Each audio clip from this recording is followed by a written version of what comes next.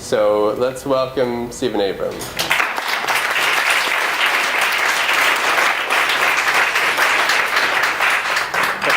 I got to say, like, I give 150, between 100 and 150 speeches a year around the world for the last 5 years. So I live in airport lounges, and my favorite thing to do is to come and speak at library schools because you feel like your energy's restored.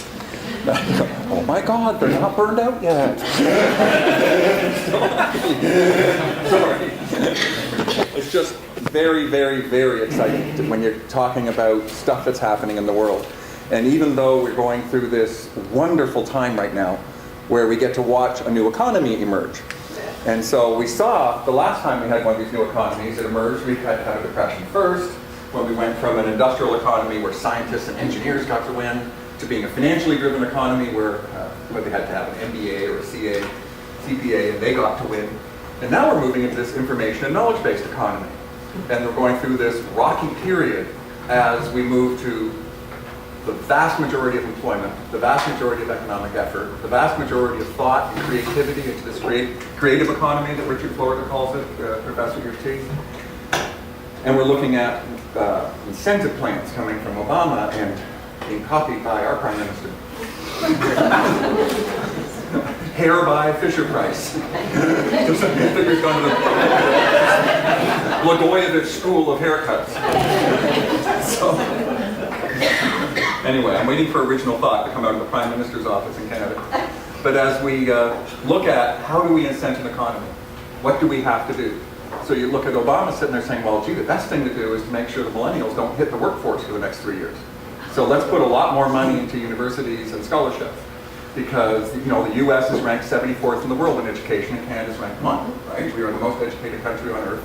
Our kids rank number 1, 2, and 3 in the world on science, math, and English testing scores, or reading testing scores, not just English. I'm in Montreal. So we don't say that so often because our government will start cutting money to schools if they know we're successful.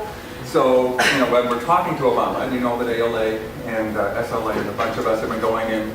And you probably don't know that the CEO of SLA, Janice LaChance, chaired a big chunk of the Obama transition team. And we've been writing the policies for the next phase of how we're going to manage the world economy. And all of this is about how do we create an information economy?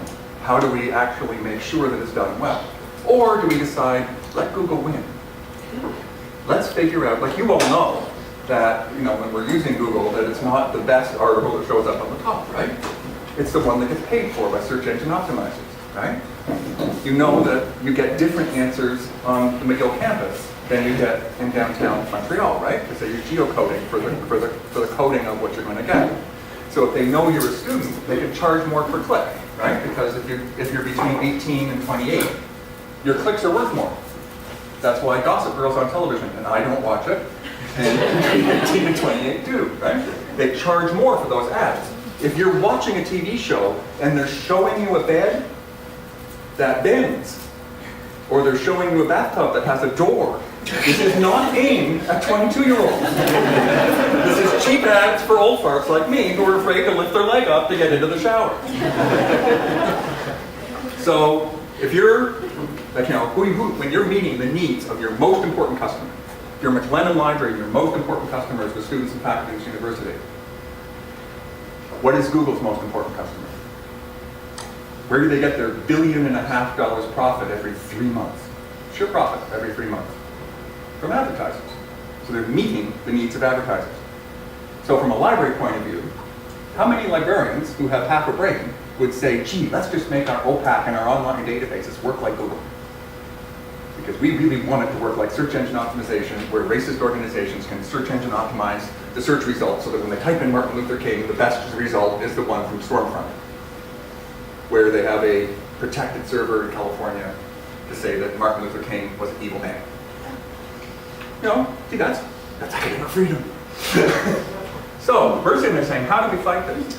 Can in library, information professionals, the whole range of them, not just librarians, but not the glass box that librarians put on themselves, but the wealth of opportunity that a library and information education gives you, can we influence the direction of the information and knowledge-based economy in an age of web? I say yes. I say we can. And the Web 2.0 is an opportunity. And there's other opportunities. It's how do we get ourselves out of this space. And I think someone's putting my thing on, I think I've just carried over an automation thing, but how do we make sure that the computer doesn't control us and we control the computer? How do we make sure that the information that's in there is being chosen by us? It's one thing to say, gee, Google does a really good job on who, what, where, when questions. And when it does who, what, where, when questions, this is fine. Who cares if they optimize it when I'm looking for a coffee shop on Google from this building that I know that there's a coffee shop from Tim Hortons because Tim Hortons optimized all of their things to say, here it is, close by. I don't really care if the most popular Tim Hortons coffee shop is in Oakville. And why would I want that to the top of it? So, this is a good thing. Except, what are the important questions of life? Of academic, research, community, learning? Those are how and why questions. What does Google suck at? How and why questions. What are the most important questions, like how do I do my dissertation? How do I pick this? How do I cure my patient? Those are like, you ever tried to look up health information on Google? When I had cancer and looked it up, I gave myself diarrhea and started running screaming from the room.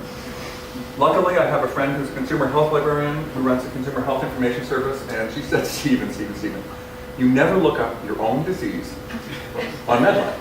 You think you're a librarian, but unless you know medical information, you can't interpret it. All Medline's going to tell you is the 100 ways you're going to die, because that's what medical researchers do. You know, everything's free on the internet, right? So what do we need libraries for anymore? Well, I participated in, with Danielle here, a number of us participated in converting all Canadian law online. So clearly we don't need legal professionals anymore, we don't need lawyers. Just go online. There's no professional skill in the law. Like, you know, you don't need to be a legal librarian who knows how to dig deep, who knows how to be anal about whether it's native law or Indian law or Inuit law. You don't need to know any of that. Just type it into Google.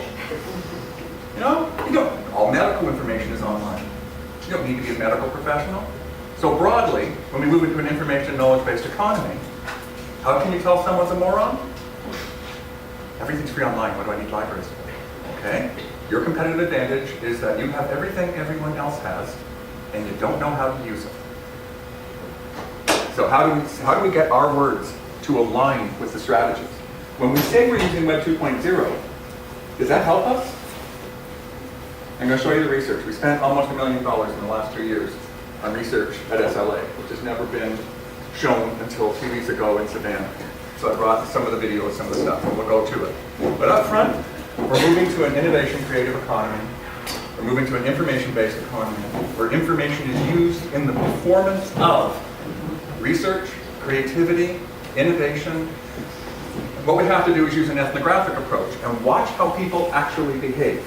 It's one thing to say, here's a wonderful tool, but what are the tools that will actually work? It's one thing to say, gee, we got YouTube, but okay, well, what does that work for? Now that we know that the way we learn, you know that learning is the only way information becomes knowledge, right? There's only one way information becomes knowledge. So information is knowledge, like data, information, knowledge, behavior.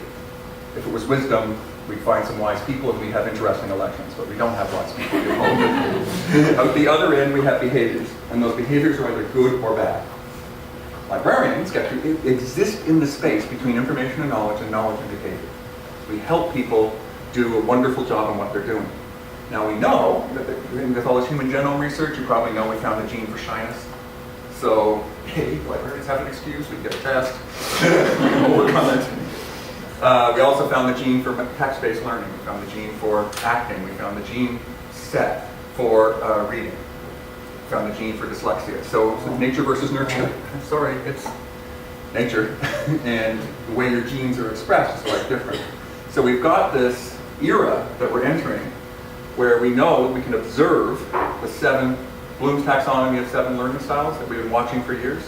And you get a mosaic of learning styles. Generally, about 80% of our colleagues are text-based learners, which is great, except that only 20% of a normal population are text-based learners. So when we try and correct or repair people to be good readers, and say, gee, I took all the pictures off my website because I had more I wanted to say. Meanwhile, the majority of people are experience-based learners, auditory learners, visual learners. Not necessarily our strong suit as a profession at large.